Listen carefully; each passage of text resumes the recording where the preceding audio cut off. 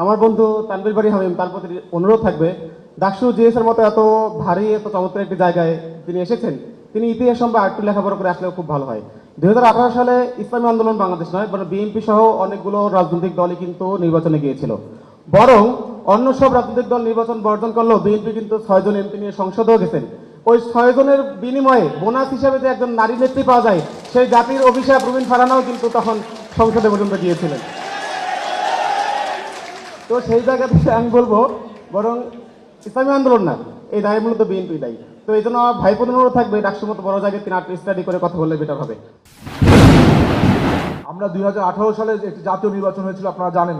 সেই নির্বাচনে বিএনপি, জামাত সহ সকল যারা ফ্যাসিবাদ বিরোধী ছিল কেউ কিন্তু সেই নির্বাচনে যেতে চেয়েছিল না, কিন্তু ইসলামী আন্দোলন তারা কিন্তু ওই নির্বাচনে বৈধতা দিয়েছিল এবং নির্বাচনে যাবে বলে কথা দিয়েছিল। পরবর্তীতে 18 সালে পরবর্তীতে বলেছিল শেখ হাসিনা ধোকায় পড়েছিলাম।